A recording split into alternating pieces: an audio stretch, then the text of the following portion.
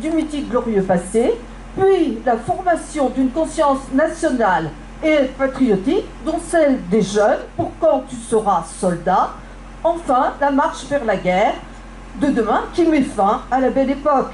On peut donc s'interroger sur le poids de la chanson entre 1871 et 1914 dans le contexte de la culture de guerre. L'effet est-il superficiel ou profond?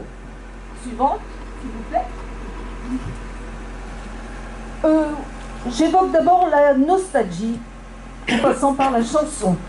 Dans un contexte particulier, par exemple, je vais prendre l'exemple havrais, là vous m'excuserez. La suivante, s'il vous plaît. Les républicains havrais qui veulent conquérir les esprits s'empressent de républicaniser l'espace et le temps, comme écrit l'historien Pierre Ardaillou. En effet, dès le jour de la proclamation de la République, les noms de rues qui évoquent le régime impérial sont remplacés par la place de l'Hôtel de Ville, le cours de la République, le boulevard de Strasbourg, la rue de Lorraine, les rues de ville encore en lutte comme Metz, Toul, Salzbourg.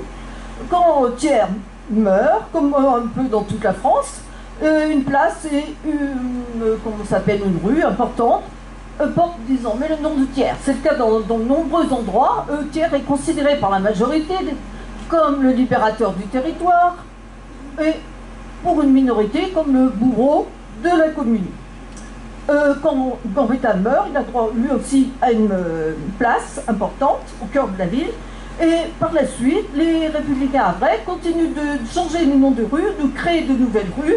Ils évoquent par exemple des personnalités militaires comme le général Chanzy, l'amiral Courbet, ou bien des noms du prestigieux passé comme Duplex, Marceau, Jeanne d'Arc.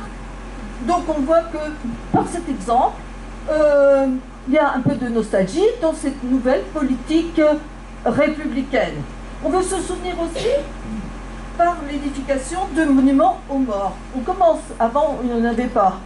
Par exemple au Havre, deux exemples, un monument intitulé à la patrie, pour la patrie, qui comporte les corps des soldats qui sont morts au Havre. Pas sur le champ de bataille, mais dans les hôpitaux de la ville. Il n'y a d'ailleurs aucun nom sur ce monument. Et le